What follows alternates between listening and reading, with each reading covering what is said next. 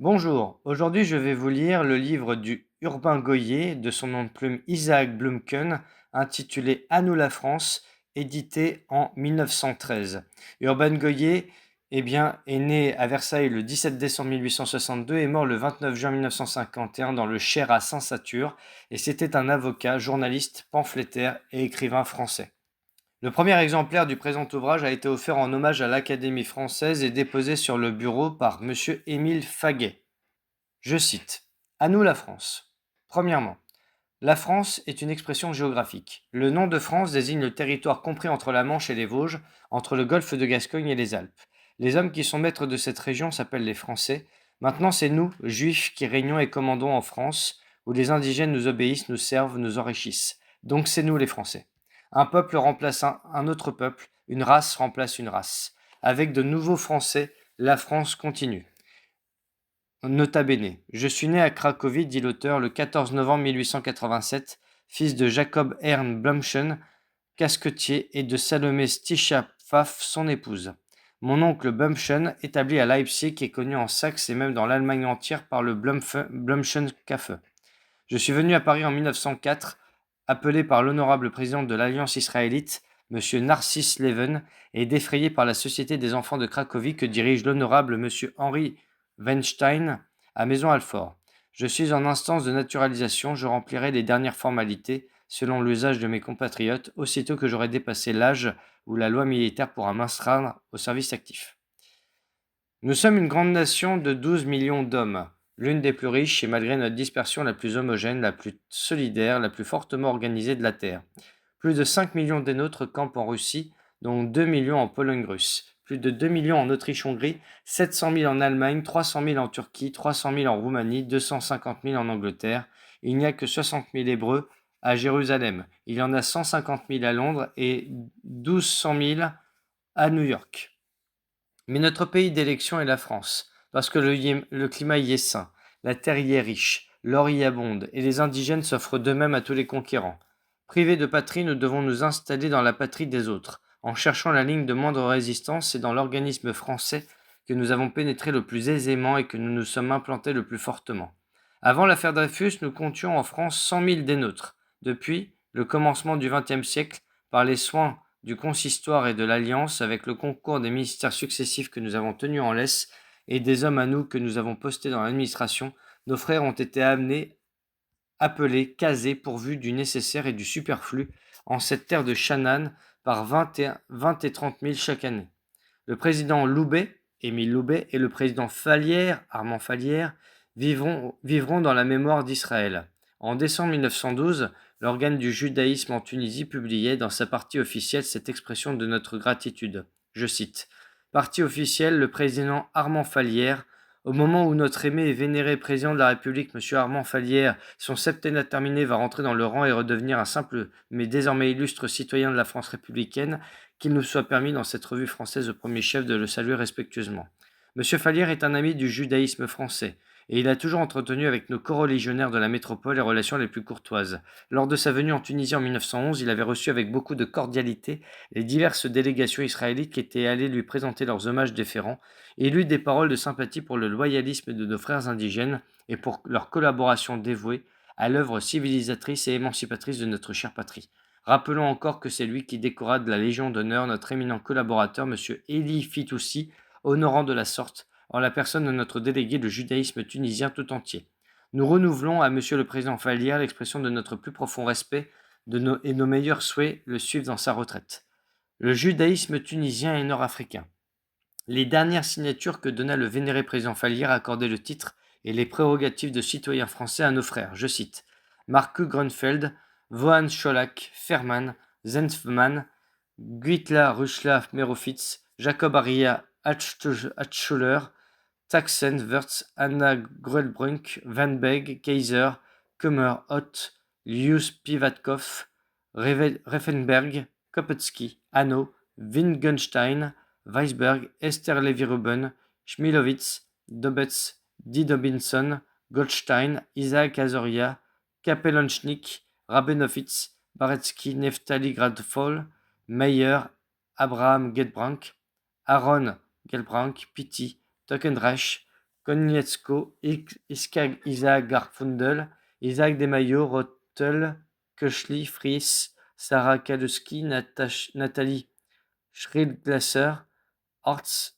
Mecklenburg, Bernheim, Detesco, Schmidt, Fischer, Erath, Washberg, Straski, Miratsky, Weiss, Schellenberg, Moise Cohen, Finkel, Aaron Robjovich, Handwerger, Jospiewicz, Ornstein, Rosenthal, Frank Dardik, Stenbach, Max Goldman, Lübke, Rosenblatt, Bleichfels, Mayer, Belzong, Salmovici, Kahn, Salomon, Kopeloft, Isaac Danon, Wertheimer, Kleinberg, Imstel, Levy, Renschmann, Weil, Schöffenacker, Moïse Saul, Wen, Oberweiss, Mayer, Goldstein, Elmaleh, Chamoun, Isale Feldman, Weinberg, Kahn, Rosenblum, Moses Wallig, Stern, Jacob Karl Noslin, Karnik, Krevenbachnian, Isaac Silberstein, Fram de Rosenweg, Egelman, Bloch, Junter Semak, Spitzer, Friedland, Levy, Lilienthal, Taub, Zucker, Friedman, Meyer, Klotz, David Salomon, Navachelski, Jacob Meyer, Eljakim Eliassin Abrek, Schlesinger, Weiss Volit, Aaron Vlestrager, Sarat Kommel, Abraham Zalavski, Etla Granik, Uvarov, Ruhl, Meyenberg, Feyer, Menschow, Leb David, Rosenthal, Israel Kartner, Simon Baruch, Prechner, Fürst, Haim Cohen, Solemblom, Goldenberg, Lichtenberg, Schwarz, Leischle, Bachner, Abenkorf, Plaf, Abraham Berger, Leiberg, Exelrander, Eli Simon Arochas, Ephraim Markovici, Essenreich, Firsch Moise Sapsa, Lebe Sapsa, Myriam Sapsa, Sora Arnovici, Hack, Nathalie Jacob-Isaac, Schwecke, Mifsud, Isaac Mayer, Bershinsky, Moïse Sebag, Moïse Bedoncha, Ephraim Braunfein, Esha Arest, Jacob Braunfein, Aerne Tcherny, Stoyanovski Liba, Metzger, Marcus Friedman, Zachary Zakarian, Nathalie Pitoef, Leonard Oftrat, Unruh Fischer, Katopuchina Fischer, Kiefer Schick Schor, Abraham Epstein, Zelman Epstein, Rachel Epstein, Stitcha Epstein, Esther Gondenberg, Jacob Kozak, Kam Abraham Rabinovitz, Abrahamovitz, Shuralski, Jacob Berkovitch, David Geramcheni, Cohen, mort. Le bien-aimé président Poincaré, encadré par Klotz, ministre juif, et Grumbach, sous-ministre juif, marche résolument dans la même voie que ses prédécesseurs. Il nous avait déjà donné des gages de son dévouement à plusieurs reprises. C'est lui qui évalua comme ministre des Finances la succession de notre grand Rothschild, Amschelmayer, à 300 millions, faisant ainsi remise aux héritiers de droit qui seront montés à quelques centaines de millions et surtout dissimulant au regard de la plèbe française l'énormité des fortunes qu'alimente sa servilité. C'est encore le président Poincaré qui, en qualité d'ancien président du conseil d'avocats, prit sous sa protection notre sœur Marfa Salomé Slodowska, dans Dame Curie, et n'épargna rien pour accabler une sotte française. Grâce à son influence, les enquêtes gênantes furent arrêtées, les pièces compromettantes furent étouffées, les témoins dangereux furent intimidés. Il fallut un hasard malheureux pour que la Française et sa couvée échappassent au piège si bien tendu par notre hardi compatriote. Les premières signatures données par le nouveau chef de l'État ont accordé le titre et la prérogative de citoyen français à nos frères. Jacob Eisenstein, Stein, Kissel, Moïse Abraham, Rachel Lehmann, Neid Zeinman, Nessie Flack, Tugendat, Stemats, Asher Lurie, Stalarox, Weichmann, Loeb, Reicher, Bassa Wexler, Abraham, Kretschtechi, Bonn, Gruenenbaum, Kuchneski, Zelenska, Klotz, Moïse Lebovitz, Olga Herskovitzy et Reichner. C'est ainsi que M. Poincaré continue l'œuvre de messieurs Loubet et Fallières. Il ne saurait d'ailleurs nous manquer. Ce n'est pas de lui que nous accepterions une résistance à l'introduction d'éléments étrangers dans le corps français. Nous lui permettons un nationalisme de parade et c'est bien quelle considération nous ferions valoir pour lui interdire un nationalisme effectif. Il ne s'y risquera pas. La prudence est le trait principal de son vigoureux caractère. Pendant la crise qui secoua plusieurs années son pays, M. Poincaré eut le courage de se tenir coi, de ne pas prendre parti, de réfréner à la fois sa passion de justice et son instinct patriotique. Plus tard, après la victoire, il libéra sa conscience et reconnut publiquement que les vainqueurs avaient raison.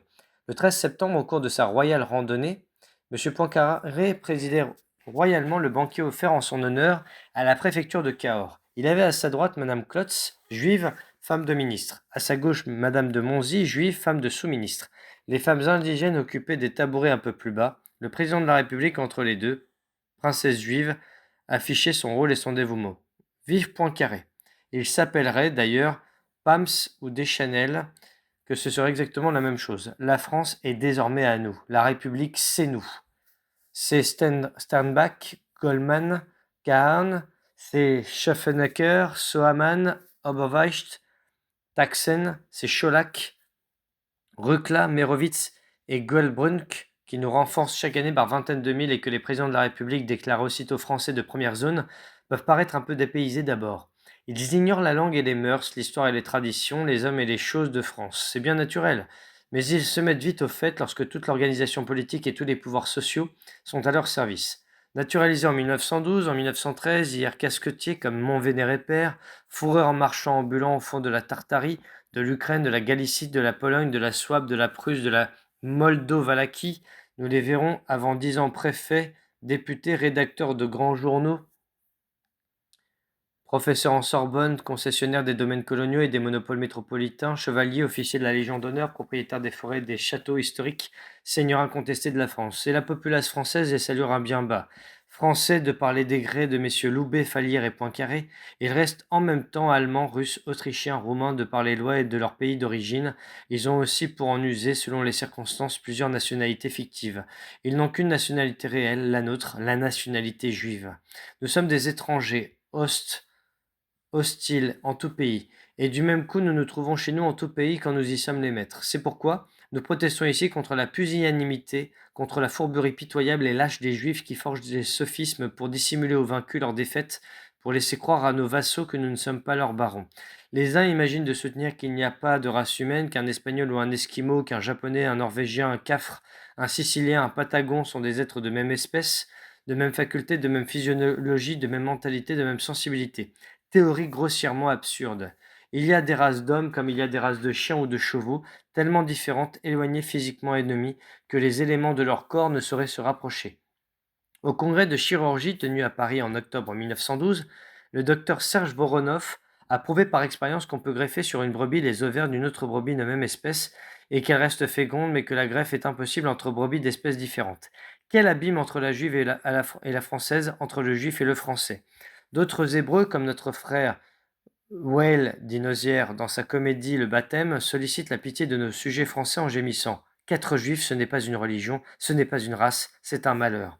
Un malheur? Alors qu'il nous suffit de franchir la frontière de France, notre besace à l'épaule, et de nous déclarer juifs pour recevoir aussitôt de la République un nom français, des terres, des privilèges fructueux, des honneurs, des immunités sans nombre, le pouvoir, l'inviolabilité. Alors qu'il nous suffit de nous proclamer juifs pour voir à plat ventre devant nous les indigènes français. Allons, pas de fausse humilité. Le temps est passé, où nous devions courber les chines, nous faufiler par les escaliers de service, accepter les avanies et les rebuffades. Nous avons la force, par conséquent le droit de parler haut, de nous présenter tels que nous sommes, de nous enorgueillir de notre qualité.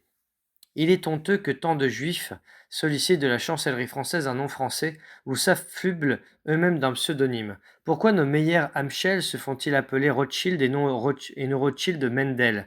Qu'est-ce que tous ces faux noms de Tristan Bernard, Francis de Croisset, Cécile Sorel, Henri Duvernois, Isidore de Lara, Jeanne Marnac, Jean Finot, Séménov, Nozière? Quand je suis arrivé de Cracovie, nos chefs de l'Alliance israélite m'ont conseillé de traduire mon nom Blumken et de m'appeler désormais François Fleurette pour amadouer les indigènes.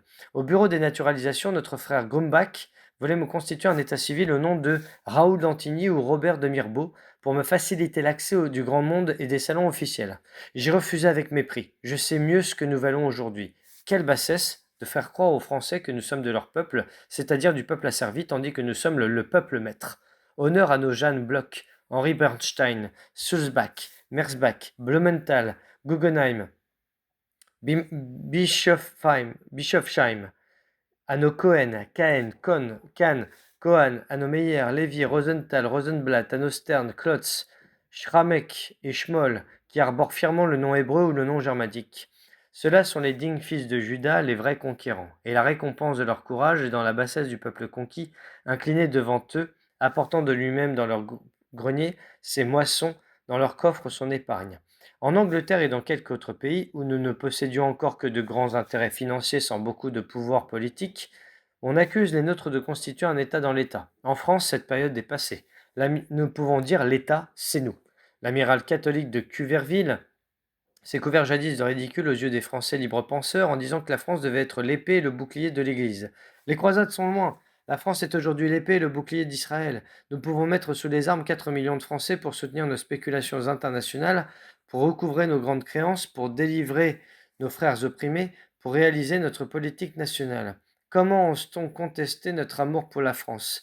Nous l'aimons comme un riche propriétaire aime son domaine, comme un chasseur aime son chien, comme un épicurieux aime sa cave et sa maîtresse, comme un conquérant aime ses prétoriens d'élite.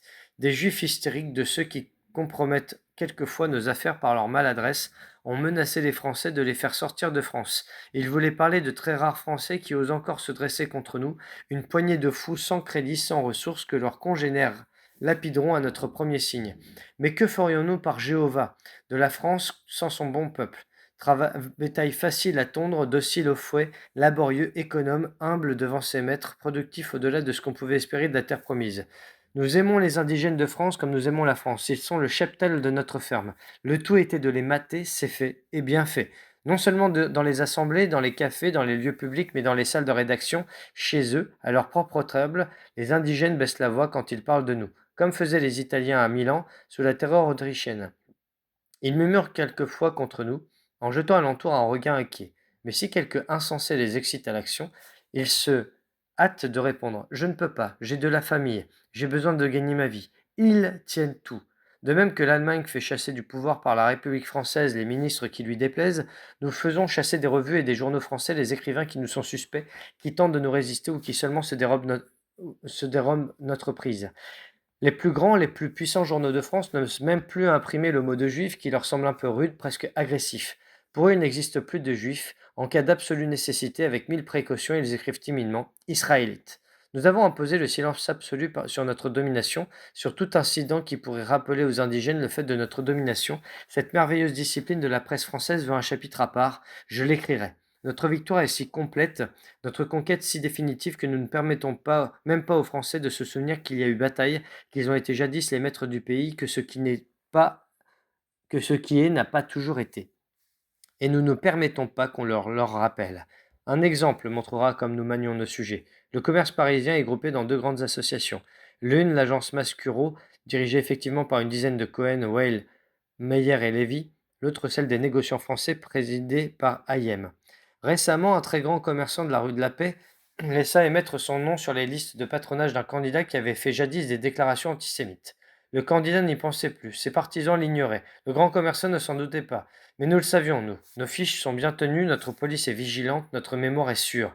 Tous les riches, toutes les riches juives qui se fournissaient chez le grand commerçant lui réclamèrent leur compte dans la même journée. Le pitoyable Français courut aussitôt chez chacune de ses clientes pour les apaiser. Il protesta de son innocence. On s'était servi de son nom sans l'avertir. Il s'humilia, fit des excuses, remplaça à ses frais les affiches du candidat par d'autres qui ne portaient point sa signature. Il affirma son dévouement aux généreux Israélites, aux belles Israélites, à tout Israël. Hein? Quel dressage! Celui qui prétend rester debout devant Israël et qui rêve de nous reprendre la France, nous le calomnions, nous le salissons, nous l'affamons, nous l'assassinons. Je veux dire que nous le faisons calomnier, salir, assassiner par nos valets français, nous en trouvons toujours. À 100 francs par mois, nos barons de Rothschild trouvent tant qu'ils veulent des laquais français qu'ils déguisent en estafiers pour assassiner les paysans coupables d'avoir colleté un lapin ou dérobé un fagot dans la forêt jadis française. À 25 louis, à 10 louis, nous trouvons tant que nous voulons des coupe-jarrets français pour intimider nos détracteurs ou des juges pour les condamner, pour les bâillonner. Tous les indigènes de France tremblent devant le maître juif comme les indigènes de l'Inde tremblent devant le maître anglais. Non pas que le français craigne de répandre le sang humain, il a le même goût que les autres peuples pour le massacre, surtout pour le massacre des faibles et des vaincus. À Madagascar, au Soudan, au Maroc, les Français ont fait et font encore de belles tueries. En Chine, ils ont égalé ou dépassé l'épouvantable sadisme des Allemands et des Russes. En France même, ils s'égorgent les uns les autres à l'occasion, avec une implacable férocité. La Révolution a exterminé méthodiquement près d'un million de Français en Vendée. Paris, Lyon, Nantes, Bordeaux ont vu des guillotinades, mitraillades, noyades, septembrisades qui font frémir. En juin 1848, la bourgeoisie a détruit la moitié du vieux peuple de Paris et elle a détruit le reste en mai 1871, de telle sorte que la grande ville intelligente, remuante, généreuse, n'étant plus peuplée que d'immigrés qui accourent pour s'enrichir en exploitant les vices des oisifs et des rastaquouères, est tombée au niveau de Byzance. Tourbe de baladins, de bouffons, d'entremetteuses, de catins et de valets, proie facile pour les conquérants que nous sommes. Mais ces mêmes Français, impitoyables aux autres, impitoyables entre eux, sont pris de terreur puisqu'en présence du Juif, leur maître. Ils tueraient 100 000 dès leurs, plutôt que de faire tomber un cheveu de la tête du Juif, leur maître. Lorsque M. Antoine, ayant fait de l'Odéon un théâtre hébreu comme son émule, M. Claretti a fait de la Comédie Française un théâtre hébreu, donna l'Esther, princesse d'Israël, février 1912, ce fut une splendide manifestation de notre puissance et de nos haines. 20 fois la salle fut bondée de nos Juifs ardents, qui saluaient de leurs acclamations le triomphe sanglant d'Esther et de Mardoché, l'asservissement d'Assuérius, le supplice d'Aman et de sa famille, le gâteux Assuérus symbolisait l'ex-peuple français, Aman et ses petits symbolisaient nos derniers adversaires, Mardochée attestait que notre race est la race choisie et la race éternelle, qui garde, par Dieu, même à nos aïeux dictés, le livre de la vie et de la vérité, la race à qui la terre entière fut promise et qui doit conquérir l'humanité soumise. Quand il ajoutait d'une voix rauque, je cite, il est dans Israël une force qui brise tout mouvement humain contre nous déchaînés et qui touche à nos droits d'avance et condamnés. La salle entière hurlait d'orgueil et de fureur. À bas les gueules, à mort, à mort. Oui, qui touche à nos droits d'avance est condamné. Nos droits, c'est la conquête et la maîtrise du monde, la destruction impitoyable des Philistins, des Amalécites, des Madianites et l'exploitation jusqu'au sang de toute l'humanité non juive, vile semence de bétail. Le misérable Aman demandait grâce, du moins pour ses enfants, alors notre Esther, je cite, Aman me rappelait qu'il a 10 fils, au front charmant, jeune et beau et fort, et qui pourront le venger quelques jours si nous les laissons vivre. Accorde-moi leurs 10 têtes. Assuérius, je te les livre. Notre Mardoché rugissait aussitôt ses vers admirables. Je cite, ainsi périssent les ennemis d'Israël, et l'exemple soit tel que l'univers apprenne que, marqué par son Dieu pour l'œuvre souveraine, fort du but infaillible où ce Dieu l'a conduit, hier comme demain, demain comme aujourd'hui, notre peuple, ignorant le temps, le siècle et l'heure, parmi les nations qui passent, seul demeure. Vainement Assuérius essayait d'éluder sa promesse, effrayé par l'immensité de la tuerie. Du sang, toujours du sang. Esther, j'en veux encore. Que les fils d'Israël puissent jusqu'à l'aurore massacrer sans remords, sans pitié, sans merci, les ennemis de Dieu qui sont les miens aussi. On tuait toujours. Dans la salle, nos frères éprouvaient une ivresse sacrée. Pendant 3 jours entiers, sans arrêt, sans repos, frappaient toujours, un, par troupeau, par maison, par tribu. Esther, frappez ma multitude et jetez s'il le faut au vent des solitudes la semence à venir des générations. Qu'il fait doux cette nuit, comme il fait bon de vivre. Le voici donc enfin venu ce jour vengeur, le beau jour si longtemps attendu qui consacre, tout vibrant de clameur et tout chaud de massacre, le triomphe promis à mon peuple éternel. Dans 20 représentations, 50 000 juifs impatients hurlèrent en même temps que la belle actrice juive. Je cite.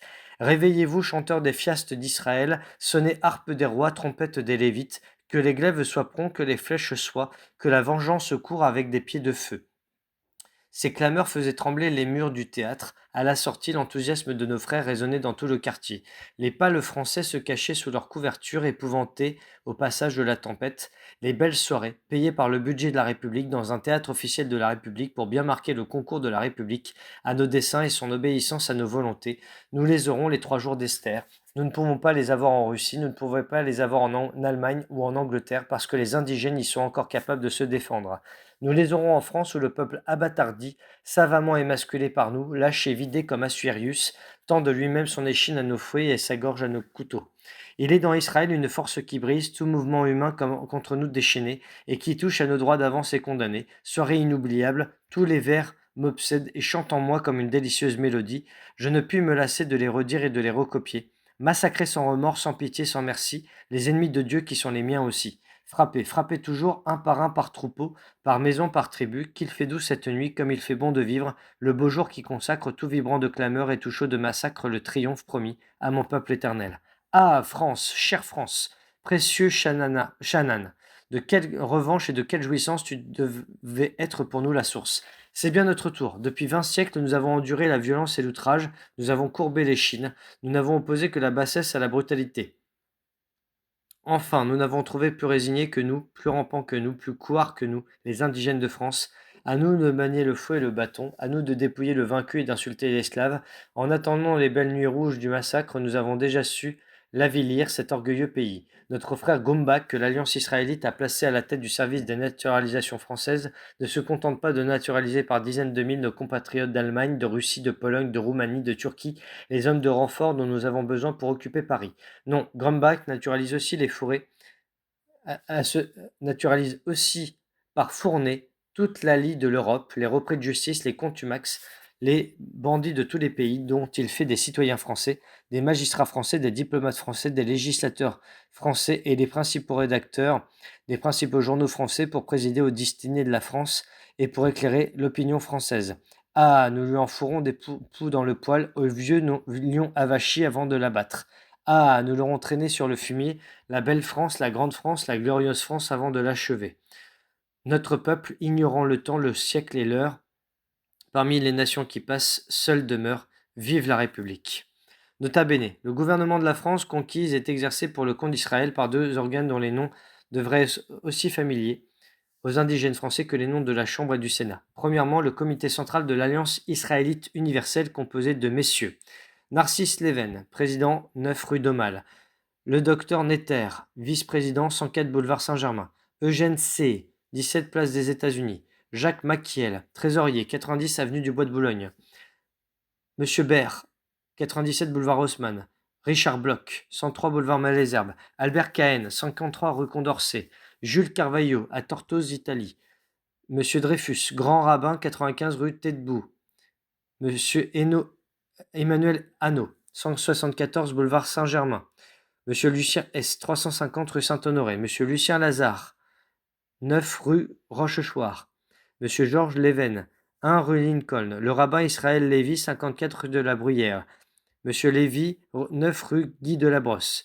Alfred Lévy, grand rabbin, 32 place Saint-Georges. Camille Lyon, 89 boulevard Berthier. Édouard Mas, 97 avenue Victor Hugo. Gaston Maillère, 3 avenue Montaigne. Ferdinand Meyer, 22 rue de Lisbonne. Raoul Montefiore, 5 bis rue de Berry. Salomon Reynac, 4 rue de Tractire. Eugène Richtenberger, 29 boulevard Malesherbes. Rodrigue Elie, Camille, 2 boulevard Henri IV. Jacques C., 132 avenue Victor Hugo. Monsieur Bigard, chef du secrétariat.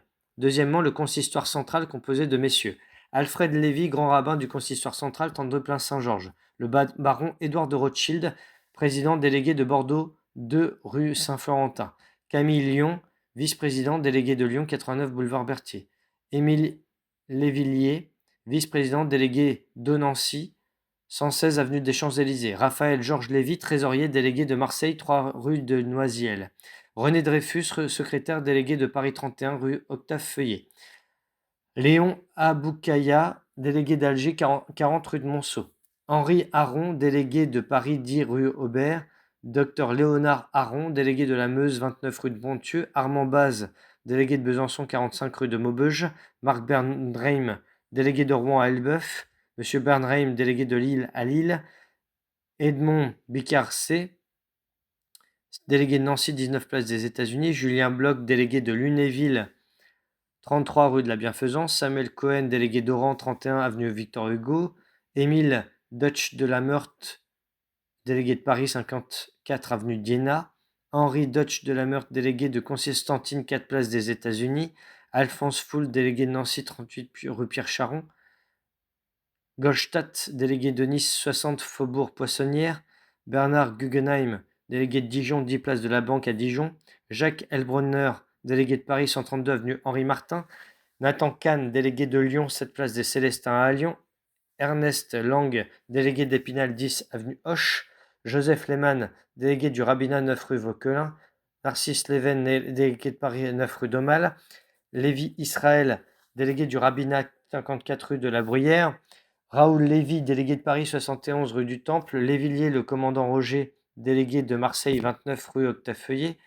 Édouard Masse, délégué de Paris 97 avenue Victor Hugo, Eugène Mertil, délégué d'Oran 6 rue de la Victoire, Fernand Mock, délégué de Reims, le général Paul Naquet-Larocque, délégué de Nîmes 174 boulevard Haussmann, Gustave Pereire, délégué de Belfort 35 rue du Faubourg Saint-Honoré, Achille Picard, délégué de Lyon, la terrasse à Écully dans le Rhône, Monsieur Poetus, délégué de Sedan 82 rue boulevard des Batignolles, Camille Rodriguelli, délégué de Bayonne 2 boulevard Henri IV, le baron Edmond de Rothschild, délégué de Paris 41 rue de Faubourg Saint-Honoré, le baron Robert de Rothschild, délégué de Paris 43 avenue Friedland, Lucien Soffard, délégué de Constantine 31 rue Octave Feuillet, Michel Schwartz, délégué de Nantes 14 rue Crébillon, Nantes, Eugène C, délégué de Paris 17 place des États-Unis, Simon Lévy-Valency, délégué d'Alger 109 rue de Courcelles, et Monsieur Cahen, grand rabbin, secrétaire général de l'Union, 9 rue Vauquelin. Il est inconcevable que dans les écoles de la République, on n'enseigne pas aux petits Français les noms de leurs maîtres et la composition du vrai gouvernement de la France. Grand 2 de la trahison chez les Français. Les indigènes de ce pays s'irritent de ma franchise qu'ils appellent de l'insolence, mais leur colère est impuissante. La France est perdue pour eux. Comment? L'aventure n'est pas nouvelle. Écoutez Démosthène expliquant aux Athéniens comment les Grecs ont perdu la Grèce. 109e Olympiade en 3417 de notre ère juive. Les Grecs ont aujourd'hui autant de goût pour la servitude qu'ils en avaient jadis pour la liberté, il y a une raison. Dans vos âmes régnait alors un sentiment qui a triomphé de l'ordre des Perses, qui vous a donné la victoire sur terre et sur mer, qui a assuré votre indépendance. Il s'est éteint, et vous avez marché de désastre en désastre. Quel était ce sentiment? Le plus simple et le plus naturel, la haine de tous les citoyens contre quiconque se vendait aux ennemis de la patrie. L'homme qui se laissait corrompre était châtié sans faiblesse, sans pitié ni merci. Maintenant tout se vend comme à la foire. Le corrompu n'excite que la jalousie. Son aveu ne soulève que le rire. Quand son crime est prouvé, on lui pardonne. On n'en veut qu'aux honnêtes gens capables d'indignation. Nous avons des soldats, des vaisseaux, des revenus publics, des armes et des approvisionnements plus que nous n'en avons jamais possédé. Notre pays devrait être plus puissant que jamais. Tout devient inutile par le crime des vendus. Montez à l'acropole, vous y lirez gravé sur une colonne d'airain l'exemple et le précepte que nous avaient légué vos pères. Que vous avez légué vos pères. Je cite. Cartmios, fils de Pythonax, le zélite, soit voué à l'infamie, qu'il soit tenu pour ennemi du peuple des Athéniens et de leurs alliés, lui et toute sa race, car il apporta dans le Péloponnèse l'or des Perses. Telle est l'inscription. Au nom des dieux, réfléchissez, comprenez quelle était la pensée des Athéniens d'alors et l'élévation de leur âme. D'après nos lois criminelles, l'homme ainsi noté d'infamie doit mourir. Point n'est besoin d'autre procès. Le premier citoyen qui le rencontre peut le tuer sans crime. La mort contre ceux qui corrompaient nos hommes. La mort contre ceux de nos hommes qui se laissaient corrompre. Voilà comment on veillait au salut de la Grèce. Mais vous ne voyez plus ces choses, ni bien d'autres de la même façon. Eh bien, Français, vous qui avez la vanité de vous comparer aux Athéniens, vous pouvez vous vanter en effet de leur ressembler sur ce point. Vous accusez de trahison nos frères, les Dreyfus, les Ulmo, qui apportent dans le Péloponnèse l'or des Mèdes pour servir les desseins de notre gouvernement et leur vraie patrie contre la vôtre. Vous outragez du nom de traître nos frères juifs collectivement. Vous avez toujours sur les lèvres le nom de Judas.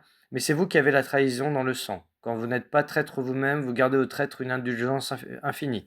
Vos militaires, vos politiciens, vos journalistes vivent dans une atmosphère de trahison, n'attendent pour trahir qu'une occasion avantageuse et comptent sur votre pardon. Comme les Grecs, vous rirez, vous envierez la fortune du traître, vous direz c'est un habile homme. Et comme les Grecs, vous réserverez votre colère pour les importuns, pour les empêcheurs de trahir en rond, pour les candides citoyens qui peuvent encore s'indigner. C'est par là que nous vous tenons. Votre vénalité, la vénalité de tous vos hommes, vous met à notre discrétion. Vos pères coupaient la tête aux généraux, même victorieux, qui n'avaient pas su tirer tous les fruits de leur victoire, mais vous avez fait grâce à Bazaine, et vous avez porté MacMahon au premier rang de l'État. Vous ne voyez plus ces choses ni bien d'autres de la même façon. Au cœur de Paris, vous souffrez l'apothéose permanente du traître Coligny. À La Rochelle, vos gouvernants inaugurent le monument de Guiton, le double traître qui trahissait la France en paralysant son action extérieure dans un moment redoutable, et qui trahissait les protestants d'Allemagne en les privant du secours de Richelieu pour gagner les doublons du roi d'Espagne. La carrière de vos hommes publics n'est qu'une suite de trahisons. Chacun d'eux semble n'avoir d'abord choisi un parti que pour faire fortune en le trahissant, et chaque parti croit atteindre au sommet de la grande politique en achetant la trahison de ses adversaires. Dans le peu d'années que j'ai vécues en France depuis mon départ de Cracovie, combien n'ai-je pas compté de défections scandaleuses, marchandées cyniquement, payées publiquement, applaudies par la foule comme des traits honorables. J'ai vu des chefs socialistes se louer aux grandes compagnies capitalistes, aux ministères capitalistes, aux financiers, aux spéculateurs. J'ai vu les chefs nationalistes se vendre aux hommes d'affaires exotiques, à notre gouvernement d'Israël, à nos banquiers juifs, aux ministères qui combattaient rudement leurs idées et traquaient furieusement leurs électeurs. J'ai vu les politiciens athées élus dans le concours du clergé catholique et les politiciens catholiques maquignonner de louches trafics sur les avec les anticléricaux, avec les juifs. J'ai vu la bande Jaurès appuyer Galifet pendant 2 ans et voter les fonds secrets du gouvernement réactionnaire quand elle en avait sa part. J'ai vu la carrière de Briand et la fin de Clémenceau, Rochefort à la solde de l'Église, Déroulède dans les bras d'Arthur Meyer, Anatole France accablé de ses mépris l'armée qu'il avait glorifié Zola qu'il avait roulé dans sa fange pour manger au râtelier d'une Judith multimillionnaire, notre sœur Caliavé Lippmann. Vous rappelez-vous la violence antisémite de vos socialistes quand ils n'avaient pas encore appris à monnayer leur socialisme?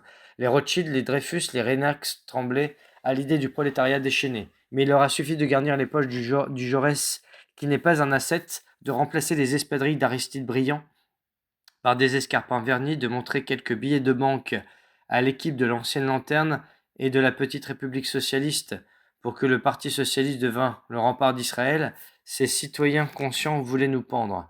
Ils sont maintenant nos chiens de garde, leurs crocs menacent nos ennemis.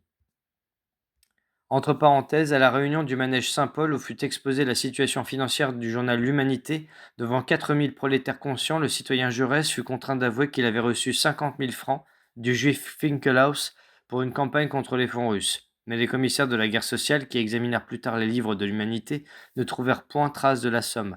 Elle avait donc disparu dans les poches du citoyen Jaurès, comme les subsides de l'ambassade allemande, comme les bénéfices de 100 000 paletots, comme les largesses de la Berliner Tageblatt, comme le produit du coup de bourse sur les valeurs de chemin de fer, à la grève des cheminots. Il me faut la vie large, écrit le tribun socialiste. Et il ajoute, qu'importe les victimes. Fin de la parenthèse. Les politiciens catholiques du Parlement n'ont pas fait plus de façon.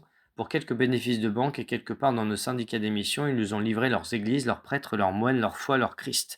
De droite ou de gauche, des blancs ou des bleus, pas un ne résiste à notre or. Le dernier nous inquiétait, notre Gaston Dreyfus l'a eu pour un morceau de pain, français vendu, français à vendre. Dans l'affaire Bernstein, nous avons fait marcher contre les Français, la presse française, la police française, le gouvernement français.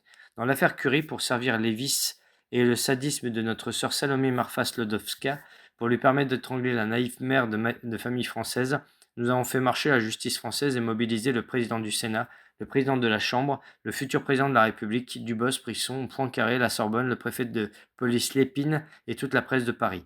En cette année 1913, pour éclairer sa conception de l'entente cordiale, l'Angleterre célèbre une des pires humiliations qu'elle ait infligées à la France, l'occupation de Calais durant 2 siècles. Elle installe sur une place de Londres les bourgeois de Calais, en chemise, la corde au cou devant le vainqueur anglais, la corde au cou, symbole de l'entente cordiale. Et qui fabrique le monument de la honte française pour la joie des Cockneys? Un artiste français, parbleu, le fameux Rodin, moyennant un sac de Guinée. Faut-il parler des femmes qui vous amènent si facilement dans nos pièges? Lorsque Gambetta, le métèque génois flanqué du badois Spuller et du juif francfortois Reinach, venait une seconde fois à Henkel de Donnersmarck, l'Alsace et la Lorraine, il était conduit chez la Païva par sa vanité de bohème mal décrassée. Au quartier latin, avant de plumer le père Adam et d'exploiter sa femme, il n'avait jamais approché que des filles de brasserie. Les photographes ignobles que racheta si cher Madame Adam, ces fameuses photographies l'ont bien prouvé. Il s'affolait maintenant à l'idée de souper chez une gourgandine de haute marque, parmi les dorures criardes, les onyx et les porphyres d'un lupanar princier. Plus tard, ce fut la baronne de Colac qui perdit le général de Cissé. Elles étaient nées des nôtres, la Païva et la Cola. Or, des Païva et des Colas, des comtesses et des baronnes de trottoir, nous en avons toujours 100 à notre service, qui engluent vos militaires gâteux et vos politiciens d'estaminés. Nous en avons dans vos grands journaux, nous en avons dans les ministères, nous en avons à l'Élysée. J'écrirai un jour cette histoire-là, les aventurières de la République. Pour la facilité de nos manœuvres, votre République aura été la République des catins. L'hôtel de ville, Loubet-la-Honte, Loubet-Panama, est reçu en grande pompe par les Dossé et les Galli qui défonçaient son chapeau sur le champ de course d'Auteuil. Tout l'état-major nationaliste prend les ordres de nos compatriotes Groenbaum de Francfort et Isaac West de Budapest. C'est le furieux anti-Dreyfusard Bonamour qui compose un volume à la gloire d'Aristide Briand, du sport-concert du Journal du Peuple et de la bande Amanda. Le Gilles Bia de Saul Mersbach chante le triomphe de notre cause qui a rallié Vervoort. Le bonapartiste d'Esparbès et bombardé Châtelain de Fontainebleau pour service rendu au régime républicain dans les rangs nationalistes. L'Aurore est rédigée par des militaires. Maxime Guillaume reçoit du ministère de l'Intérieur l'étoile des Braves parce qu'il a chauffé la commune avec le père Duchesne, assassiné Chaudet et brûlé Paris. L'infanterie Willem est excommunié pour avoir fait la noce avec le renégat Briand, mais ladit peu Jaurès est approuvé par le concile du parti pour avoir fait ripaille avec le roi Victor Emmanuel. Le socialiste Deville se vend comme le nationaliste Pierre Richard pour un consulat général. Toute la canaille dreyfusarde assiège les salons et les offices des comtesses et gourgandines bien pensantes. Toute la canaille entrée dreyfusarde fait que dans les antichambres des Rothschild, des Dreyfus, des Sulzbach et des Blumenthal. Vous exhibez dans vos parades militaires et vous glorifiez dans vos journaux comme des héros français, les mercenaires anamites, arabes, sénégalais qui trahissent leur race et leur patrie, qui égorgent leurs frères à votre service, qui renient leurs ancêtres et leur foi pour gagner votre sportule.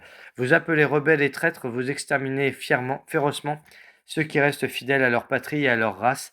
Telle est la perversion de votre jugement, la dépravation de votre cœur. Au reste, il est juste que vous approuviez l'arabe ou l'anamite qui se fait contre son peuple le chien des Français, quand les plus huppés d'entre vous se font contre votre peuple les chiens du juif. Dans votre ministère de la guerre, depuis l'affaire Dreyfus, la trahison continue. Vous savez bien que le départ précipité du ministre Millerand n'a pas eu pour vraie cause l'incident du paty de Clam, mais la découverte des plus graves trahisons. Le suicide du colonel Redl à Vienne a été la première conséquence de ces fuites. Il a fallu remanier en hâte plusieurs dispositions essentielles de votre plan de guerre, peine inutile. La trahison est installée au cœur de la place puisque nous avons l'argent. Ah, le noble peuple que vous êtes. Pour 30 deniers, pour un petit écu, vous livrez votre foi, votre conscience, vos espoirs, votre dignité, vous livrez votre patrie. Et vous avez toujours des prétextes si touchants. L'un déclare: je ne suis pas un ascète, il me faut la vie large. Un autre: ce sera le pain de mes vieux jours. Celui-ci: ma bien-aimée ne peut vivre que dans un cadre de luxe. Celui-là: pour la santé de ma femme, il nous fallait une maison de campagne. Et encore: ce sera la dot de ma fille. Faut-il vous rappeler les noms? J'espère qu'ils résonnent dans votre mémoire. Quand vous plastronnez au milieu de nous, dans les galas bien parisiens, nous lisons sans lorgnette sur votre plastron le prix que nous avons payé. Notre pauvre Judas, lorsqu'il touchait ses 30 deniers, ne sut qu'en acheter une corde pour se pendre. Mais vous, Français, c'est étonnant ce que vous arrivez à faire avec 30 deniers quand vous nous avez vendu le petit morceau de France dont vous pouviez disposer. Vous faites surtout la noce bête, la vie large du camarade Jaurès, l'exhibition des Baronnes de Tripot et des Claudines Faisandé dans les restaurants chers. Notre sportule vous permet de jeter magnifiquement 100 sous au valet que vous tapiez hier de Saint-Cloud dans l'antichambre. Entre tous les gens parvenus que votre jeunesse prend pour modèle, je vous défie d'en citer un qui, s'il n'est arrivé par la prostitution, ne soit arrivé par la trahison. Vous les admirez, vous les enviez. Si Démosthène les démasque et les flétrit, vous dites que Démosthène est un énergumène ou qu'il est un imbécile. J'ai des mouchards dans tous les mondes, avouez votre préfet Lépine, et vous savez qu'il disait vrai. Il y a autant de mouchards dans un cercle du faubourg Saint-Germain que dans un club du faubourg Antoine. Autant de mouchards dans une rédaction de journal que dans un cabaret de nuit. Autant de mouchards dans les couloirs et les tribunes du Palais Bourbon qu'au pesage de Longchamp ou dans les bourgs du faubourg Montmartre. Votre stupide boulanger fut le jouet des mouchards de Constant et vos coteries royalistes, comme vos cavernes anarchistes, sont peuplées de mouchards. Dès que 3 Français s'assemblent, la police est entière. Quand vous ne trahissez pas pour de l'argent, vous trahissez pour la sotte vanité de paraître bien informé ou de laisser entendre que vous êtes mêlé à quelque chose. Vous êtes incapable de haine, incapable d'une haine forte et vigilante, par conséquent incapable d'aimer, incapable de fidélité, d'abnégation, incapable de vous taire, incapable de frapper. Dans toutes les Vespasiennes de Paris, j'ai lu des menaces de mort. Mort à Gallifet, mort à Jaurès le Prussien, mort aux Juifs. Mais Gallifet s'est promené impunément jusqu'à son dernier jour parmi les prolétaires braillards dont il avait massacré les pères. Le camarade Jaurès se promène impunément parmi les victimes de son abjecte cupidité, parmi les ouvrières qu'il a jetées au trottoir, parmi les Français qu'il vend à l'Allemagne. Et jamais un juif n'a été inquiété dans ses richesses ni dans sa personne devant le juif vainqueur, vous courbez l'échine comme l'hindou devant l'anglais. Nos barons juifs trouvent tant qu'ils veulent des valets français à 100 francs par mois pour porter leur livret et pour tuer à coups de fusil les paysans français qui braconnent à l'impain sur la lisière de nos domaines. Mais jamais on ne verra un paysan français planter sa fourche dans le ventre d'un Rothschild. Pas plus qu'on ne verra un bourgeois français, dévalisé par nos usuriers et nos banqueroutiers, lever son revolver sur un Reynac ou un Dreyfus. Vous êtes trop lâches, nous le savons. Mort aux Juifs? Ah là là, nous sommes bien tranquilles. De même que votre patriotisme se dépense tout entier dans les beuglans, votre antisémitisme se limite aux pissotières. Votre société parisienne, votre société dirigeante est une cohue de gens qui tantôt font semblant de s'aimer, tantôt s'imaginent qu'ils se haïssent, mais qui se brouillent après 20 ans d'intimité, pardon. Vous serez conciliés après des insultes atroces au premier espoir de profit. Pauvres êtres! Nous vous avons soumis, et nous vous tenons d'une prise que vos dernières convulsions ne rompront point, parce que nous avons, nous, des cœurs virils. Nous savons aimer, savons haïr, nous aimons notre peuple, et nous haïssons qui lui résiste. J'arracherai la peau du crâne de mes ennemis, dit le Seigneur dans le Deutéronome. Et les traîtres qui servent mon ennemi sont plus haïs de moi que mon ennemi.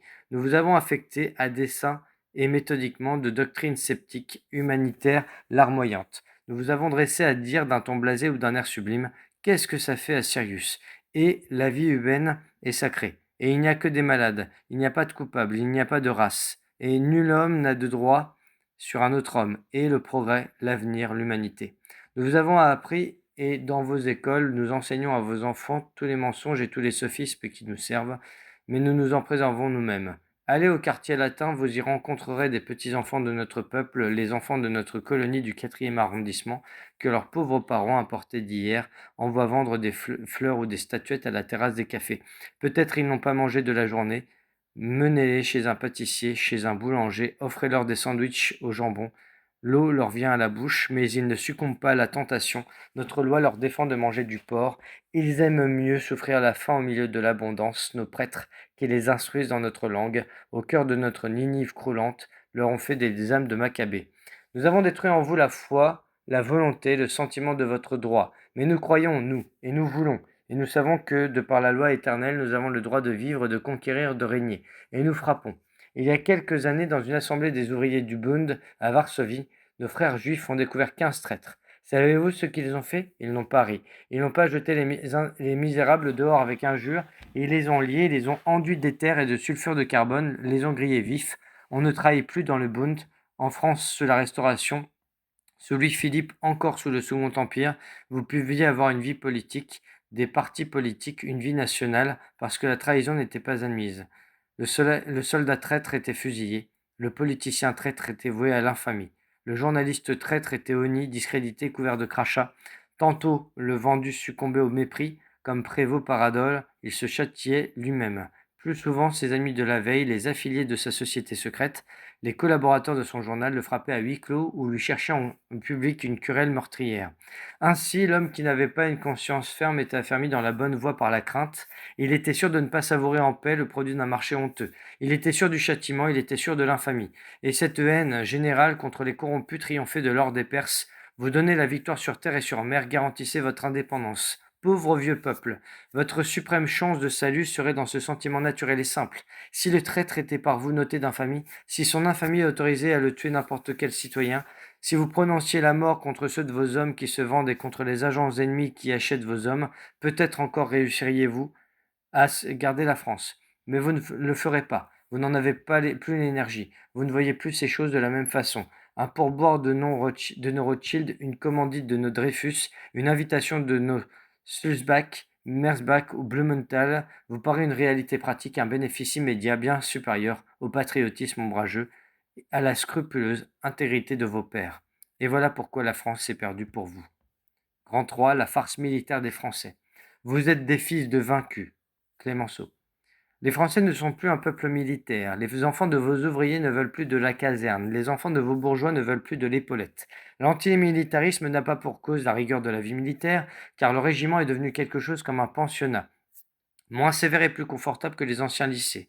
Les soldats riches s'y procurent facilement leurs aises. Les soldats pauvres s'y trouvent mieux qu'à la ferme ou à l'usine, mieux que dans l'étable ou à la mansarde qui les abritait la veille. Le recrutement des officiers devient difficile. On compte 3 fois moins de candidats pour l'école de Saint-Cyr que 20 ans plus tôt.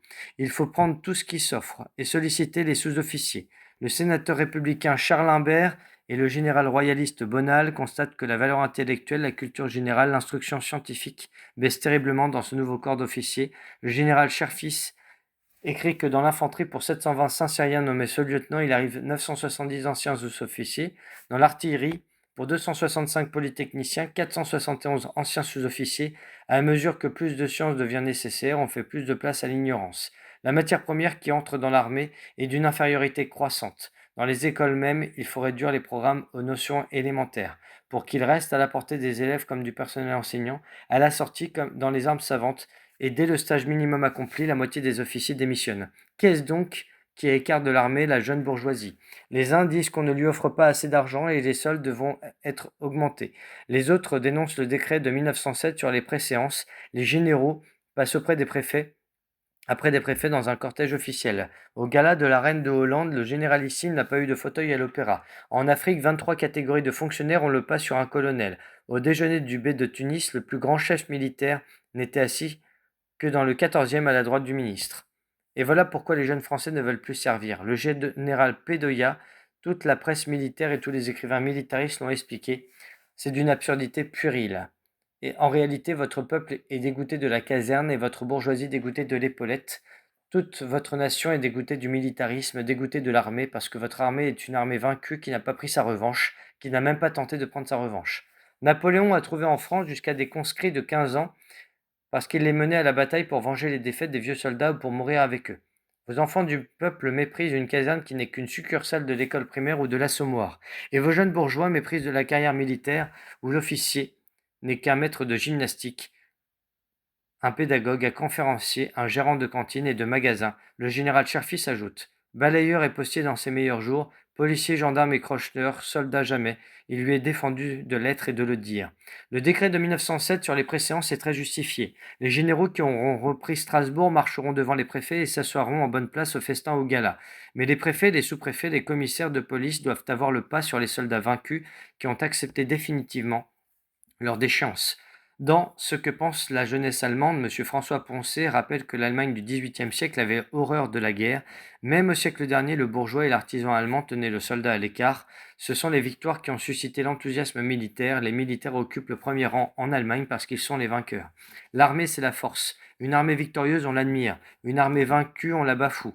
Tous les petits garçons rêvent d'être soldats devant une armée victorieuse ou dans une armée malheureuse qui prépare sa revanche. Tous les jeunes gens et tous les hommes politiques s'éloignent tous les jeunes gens et tous les hommes s'éloignent sans dédain, avec dédain, d'une armée pacifique, pacifiste, d'une armée résignée aux souvenirs de honte, d'une armée qui ne sert qu'aux manœuvres et aux parades, qui n'existe que pour les immenses concussions des politiciens, des administrateurs et des fournisseurs. Entre parenthèses. Le 1er octobre 1913, dans la cour de l'école militaire, l'officier de réserve Duval d'Arnoux a reçu la croix d'honneur du ministre de la Guerre Étienne. Il se trouve que l'officier venait de rapporter au conseil municipal la nouvelle concession de la compagnie des omnibus dont le ministre est président. Action d'éclat, étoile des braves. Fin de la parenthèse. Oui, une armée qui n'est pas la force est une armée ridicule. Vous croyez que votre armée a montré sa force quand elle a égorgé des Chinois, des Ovas, des Marocains, des nègres du Soudan ou qu'elle a maté des grévistes ou qu'elle a pris d'assaut des couvents de nonnes? Mais non, chacun de ces hauts faits a simplement rappelé au monde que les Allemands attendent depuis 40 ans les Français sous les murs de Metz et que les Français vont tirer des coups de fusil partout, excepté là. Vous vous souvenez du match de boxe entre Jeffries et le nègre Johnson? Avant la rencontre, Jeffries passait pour invincible. Il avait terrassé 20 adversaires redoutables. Devant la brute noire, il n'exista pas. Il s'effondra comme s'est effondrée l'invincible armée française en 1870 devant la puissance allemande. Si Jeffries avait alors parcouru les jardins publics en assommant les petits enfants, croyez-vous qu'il aurait établi sa réputation? Quel sentiment supposez-vous qu'il aurait inspiré aux gens de sport et aux simples honnêtes gens? Juste le sentiment qu'inspire l'armée française en massacrant sur tous les continents des peuples sans défense, en arrosant de shrapnel les villages de jaunes et de noirs, en fusillant les ouvriers de fournises, en expulsant les moines, en cavalcadant aux portières de la canaille politicienne, en gagnant des galons dans les antichambres, en ramassant des croix dans les chasses de Marly et de Rambouillet, tandis que les Allemands continuent d'attendre et de ricaner à Metz et à Strasbourg. Nous, Juifs, nous vous jugeons en spectateurs désintéressés. Nous faisons d'excellentes affaires ici pendant la paix. Nous en ferions d'excellentes en cas de guerre. Que vous vous agitiez vivant autour de la bourse, que vous vous soyez étendu mort sur un champ de bataille, c'est toujours nous qui viderons vos poches. Écoutez donc mon avis impartial. Entre vous, dans vos journaux, dans vos agapes, vous pouvez vous répéter que vous êtes admirable, que vos généraux sont épatants, mais au Chili, comme au Japon, pour le Persan comme pour le Yankee, l'armée allemande est une armée victorieuse et l'armée française est une armée vaincue. Vous pouvez passer des revues inoubliables sur terre et sur mer, tirer 2600 coups de canon et 80 000 coups de fusil devant la reine Wilhelmine, 3 juin 1912. vous mettre en ligne 75 bâtiments de guerre pour saluer une barque italienne, vous êtes tout de même le peuple qui a déguerpi de Fashoda à la première sommation de l'Angleterre et qui a chassé son ministre des Affaires étrangères à la première sommation de Guillaume II. Votre intrépide déroulède a pu joncher de son cadavre toutes les brasseries allemandes de la rue Saint-Marc et gesticule annuellement devant les statues de la place de la Concorde.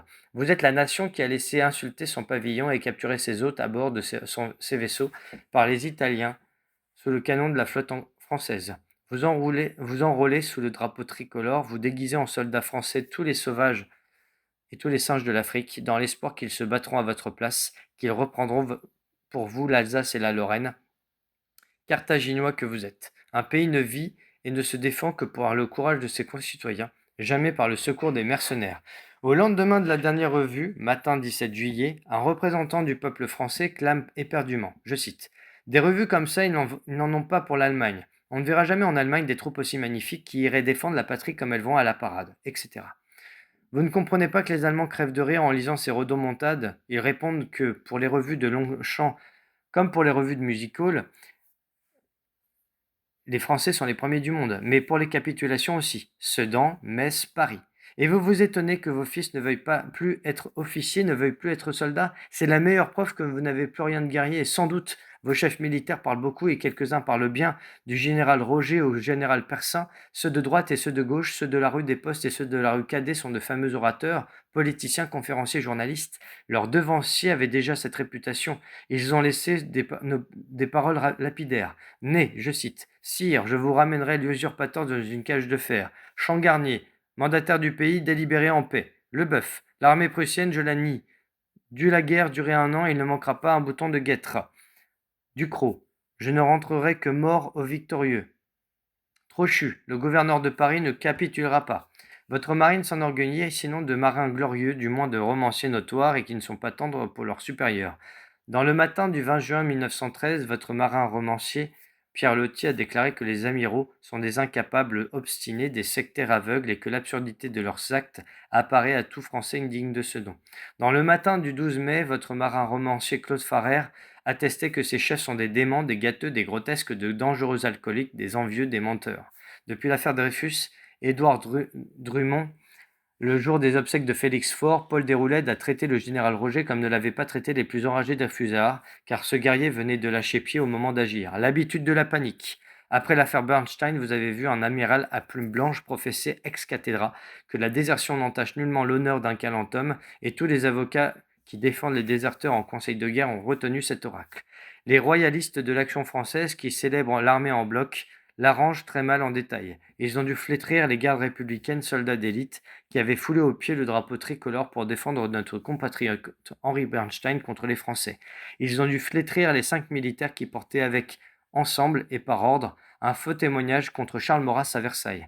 Ils ont flétri et comment les généraux Persin, Peigné, Pédoya, Godard et Rouvray qui se prononçaient pour le service de 2 ans. Il est loin le temps où l'affirmation de 5 ministres de la guerre suffisait à prouver la culpabilité d'un accusé.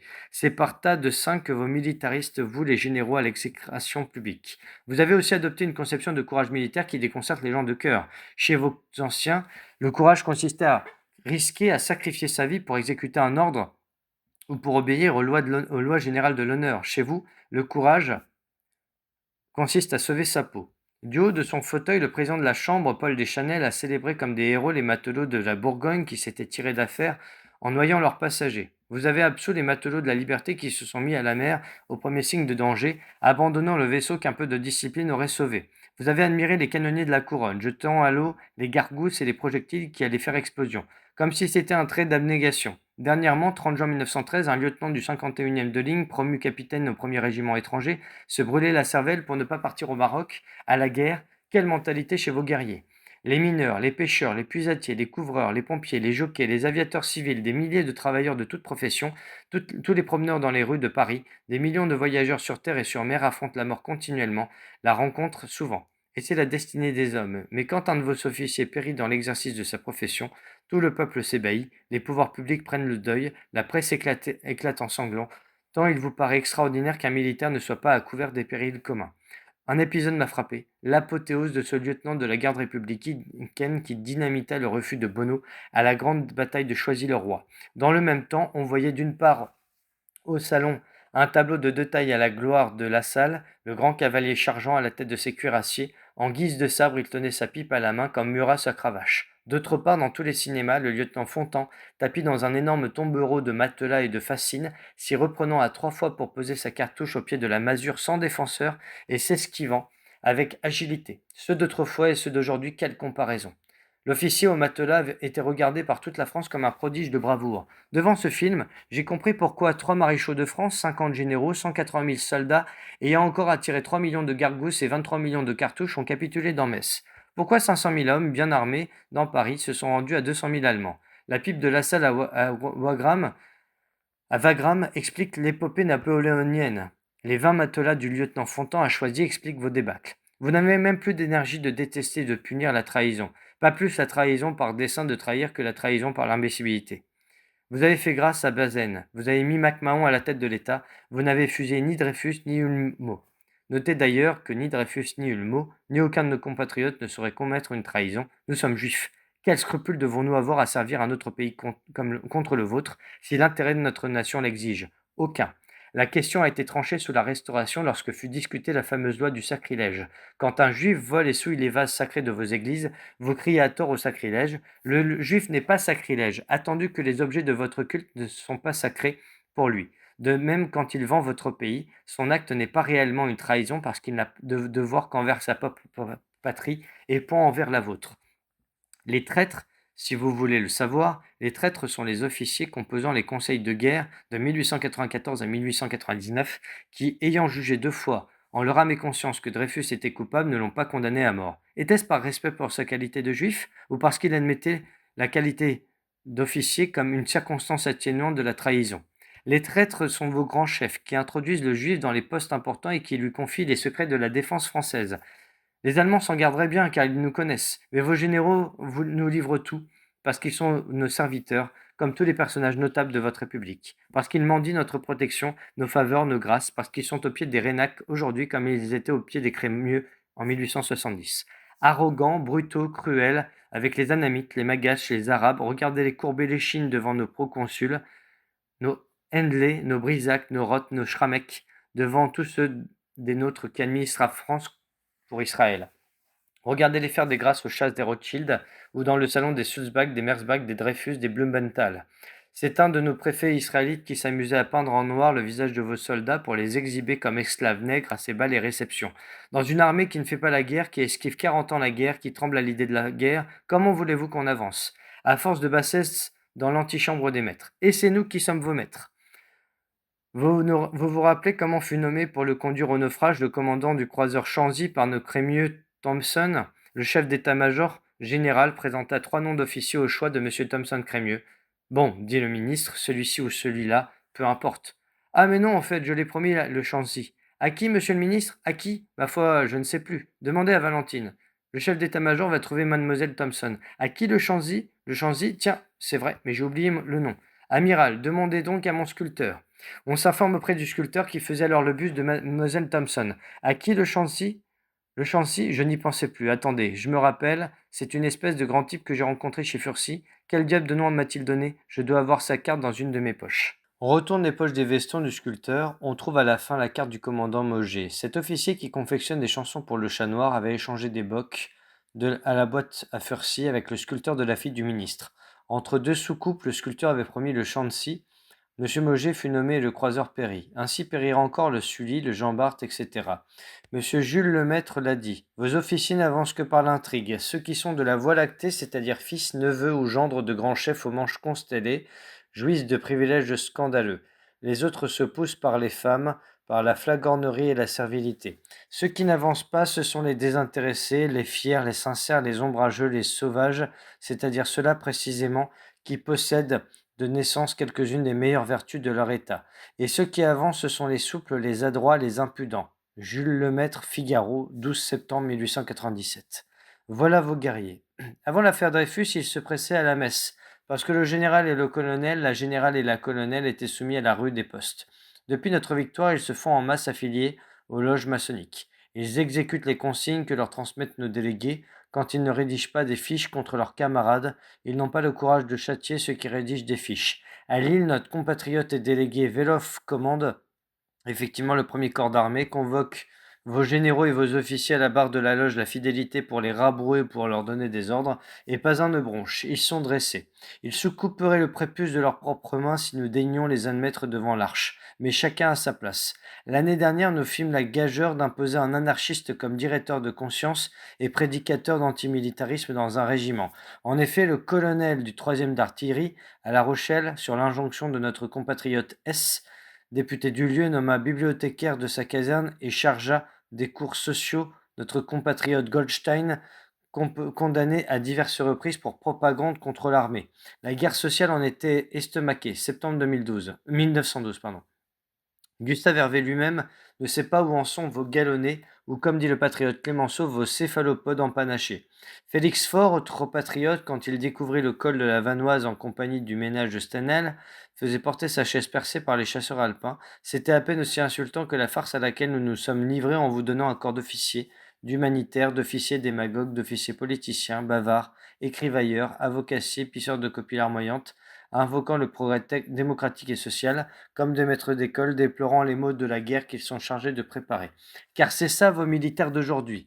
Et vous ne comprenez pas la répugnance qu'ils inspirent aux jeunes gens? Les jeunes gens sont absolus et logiques. Ils veulent qu'un soldat soit un soldat, qu'un prêtre soit un prêtre, qu'un artiste soit un artiste.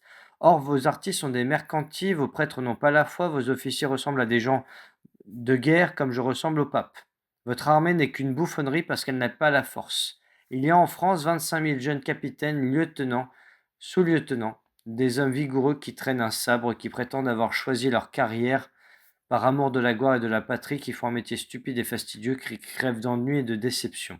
S'en est-il jamais trouvé 10 qui eussent l'idée de tenter quelque chose pour justifier leur sabre et leur galon, de tenter quelque chose pour tirer leur armée de la bourbe et leur pays de l'abîme, de tenter quelque chose pour agir, pour vivre, pour ne pas mourir sans avoir vécu? Jamais. Alors, qu'est-ce qu'ils ont dans les veines, vos militaires? Qu'est-ce qu'ils ont dans le ventre? Quel prestige peuvent-ils avoir auprès de leurs hommes? Quelle attraction peuvent-ils exercer sur la jeunesse intelligente? Non seulement ils n'ont jamais été capables en 40 ans, après 50 milliards de dépenses, de reprendre l'Alsace-Lorraine ou d'essayer de la reprendre, mais ils ont assisté froidement, passivement à la conquête et à l'exploitation de leur pays par la poignée de vagabonds que nous sommes. Pendant l'affaire Dreyfus, les a-t-on vus s'émouvoir sous les insultes et les défis que nous leur jetions chaque jour au visage? Leur passivité désespérée écœurait les Français qu'une singulière méprise ou l'appât de notre or avait attiré dans notre camp. Des hommes se sont battus, ont risqué leur vie pour défendre l'armée, des officiers, allons donc, des journalistes, des Pékins. Anatole France avait proclamé jadis: il faut que l'écrivain puisse tout dire, mais il est tenu de toucher avec respect aux choses sacrées.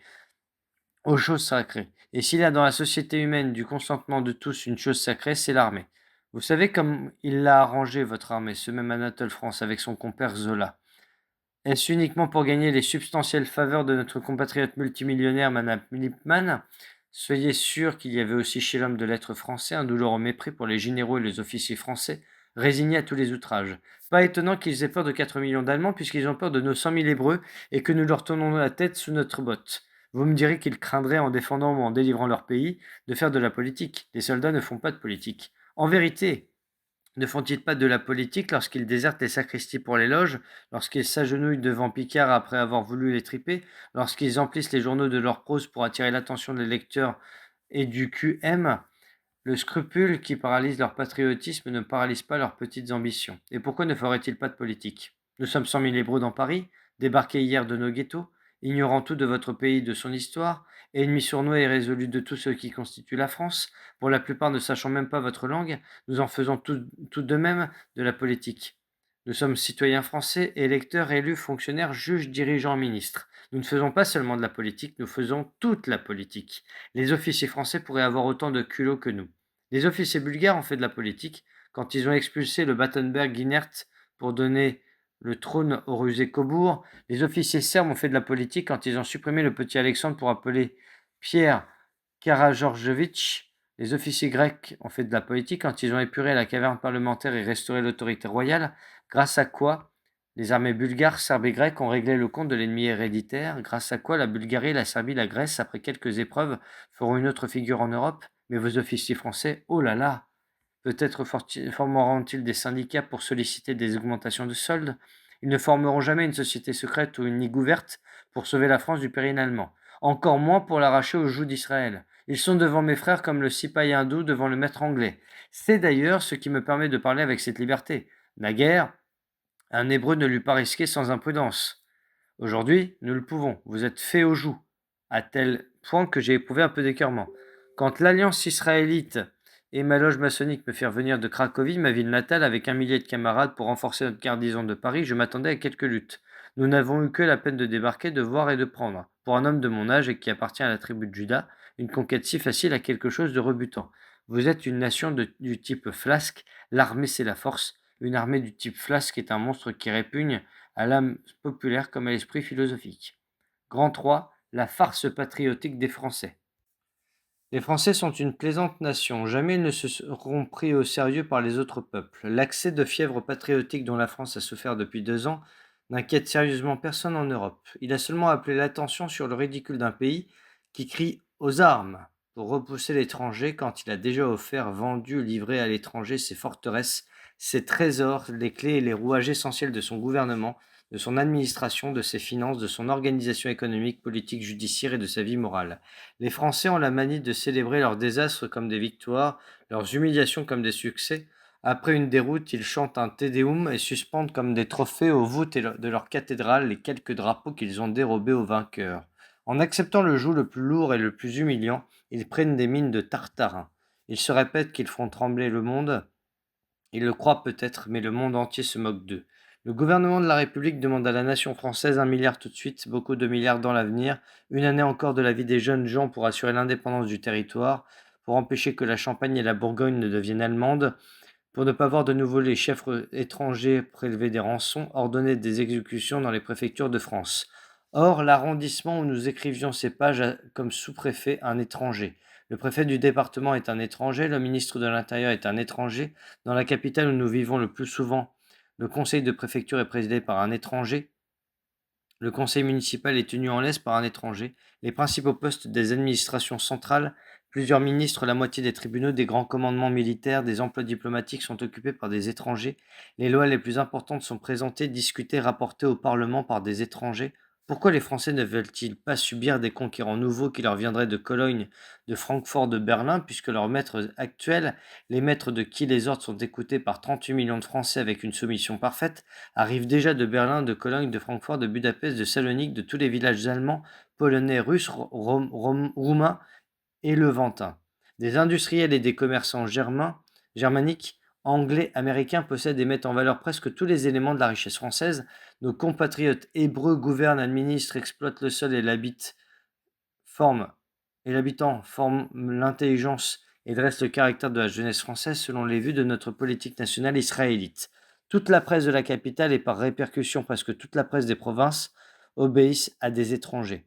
Les Français offrent ce spectacle unique assurément dans l'histoire d'un grand peuple qui ne connaît rien de ses propres affaires, de ses périls, de ses intérêts immédiats au futur, de ces hommes, de ces ressources que par des étrangers. Les Français pensent par des cerveaux étrangers sur tous les problèmes dont dépend leur existence, ils acceptent comme oracle les informations et les jugements d'une tourbe étrangère qui n'a ni la mentalité, ni la sensibilité de la race française, ni l'intelligence des choses françaises, ni les sympathies, ni respect pour la France. Monsieur Marcel Prévost publia un roman à sensation pour montrer la fatale influence des institutrices et gouvernantes étrangères sur l'éducation des jeunes filles françaises.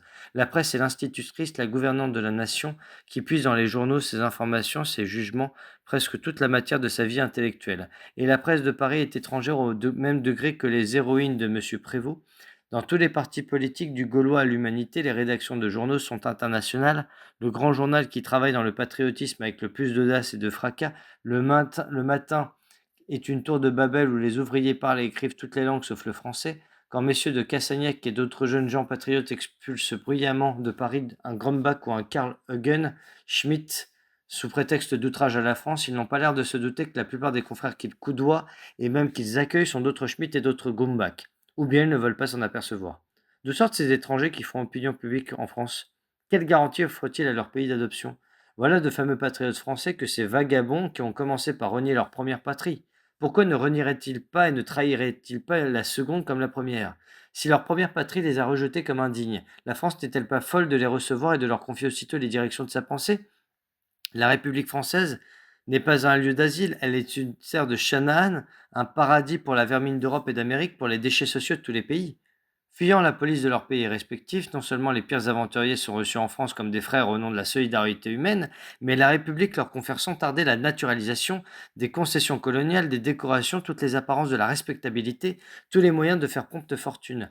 Elle les investit de fonctions publiques, elle leur donne la haute main sur l'éducation de la jeunesse et le monopole de la presse. Ainsi s'explique le mépris où la presse française est tenue par la foule et par les journalistes des autres pays.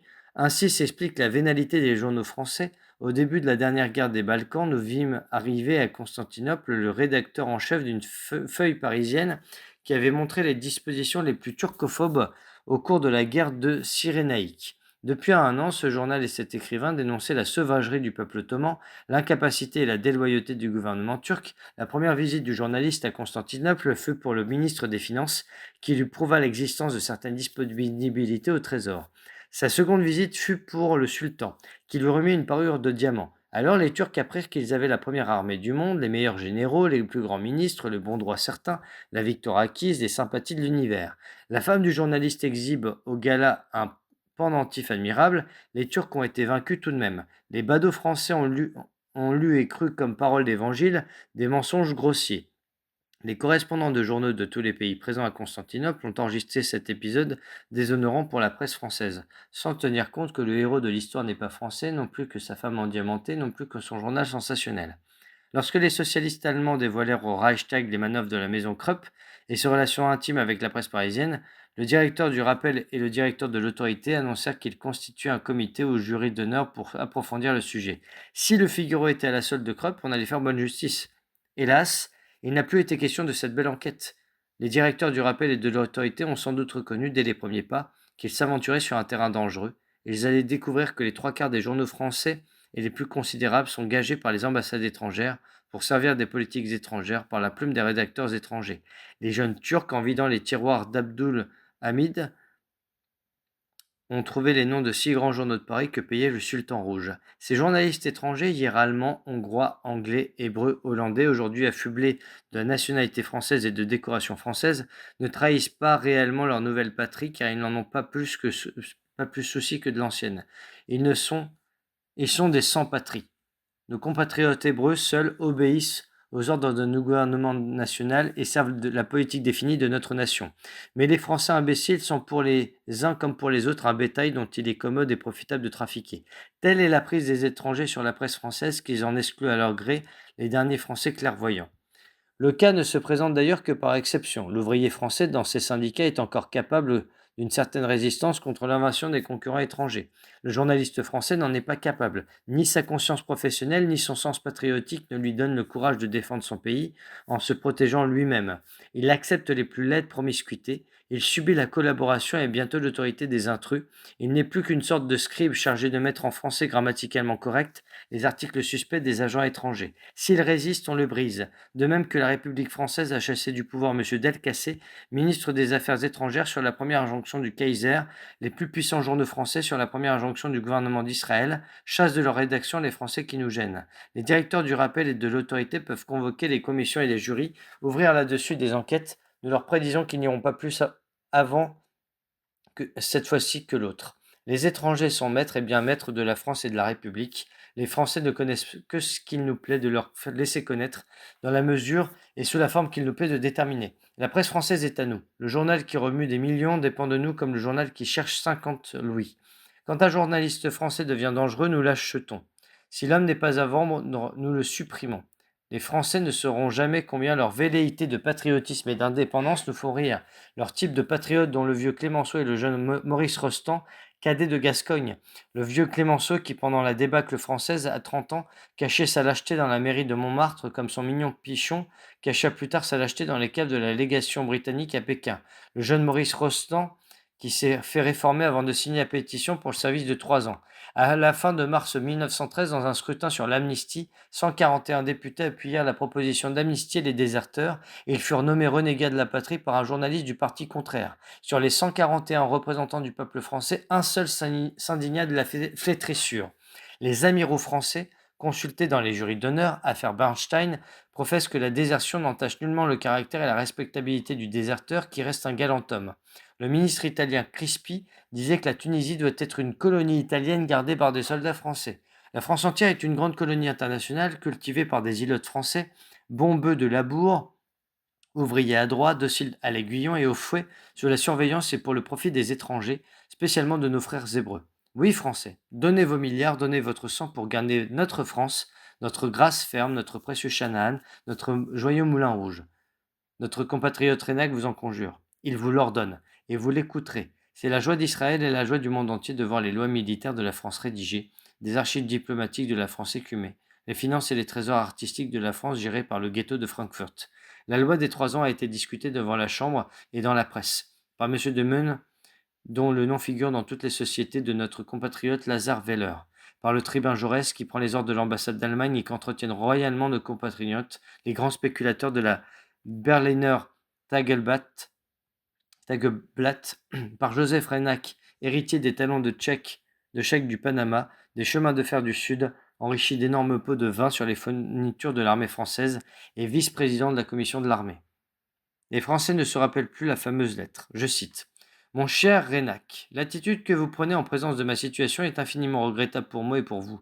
Si vous avez agi loyalement envers moi, je n'aurais pas à compter avec les difficultés actuelles.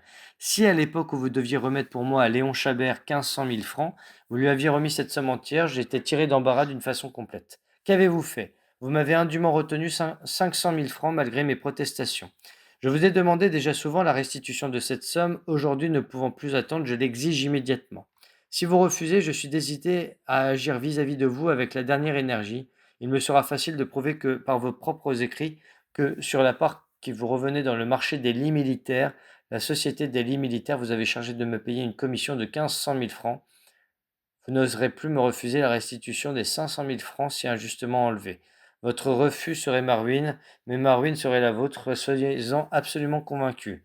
Mon ami Guillaume me télégraphiera la décision que vous aurez prise. Rappelez-vous notre testament, œil pour œil, dent pour dent, à vous. Cornelius Herse. Notre Cornelius Herse est mort, Clémenceau rançonne maintenant les Dreyfus, les Guccio, les Rothschild, la synagogue de Roumanie, les Renac digèrent les dépouilles de l'armée française pendant que les Crémieux et les Lévy opèrent sur la marine française pendant que nos Salmons, Cain, Hannen et Wertheimer font manger des vaches tuberculeuses et du singe pourri aux soldats et aux marins français. Les millions bravement gagnés par nos Renac sur les cadavres et sur les tirelires des Français inspirent aux autres Français un respect merveilleux. Les députés français laissent la parole à ces hardis hébreux pour régler les institutions militaires et les manœuvres diplomatiques de la France. Quelles autorités plus sûres pourraient-ils consulter? Devant la statue de Jeanne d'Arc, regardez à la tête des manifestants français, vous y verrez nos jeunes Bloch et nos vaillants Meyer, descendants des Gaulois, fils de Vercingétorix, chefs de la vieille terre française. Vous y verrez Déroulède, très cher et fidèle ami d'Arthur Meyer qu'il connaît pour un espion au service des ambassades étrangères et pour un mouchard au service de la Sûreté générale. Vous y verrez Gali, président du conseil municipal qui remit l'administration de la capitale française aux mains d'Isaac Weiss, venu de Budapest, et de Gruenbaum Balin, venu de Francfort. Corrompre, dégrader les farceurs du patriotisme français, avec les millions que nous avons pris dans la poche des Français. Voilà notre plaisir. Nous avons de l'esprit, nous.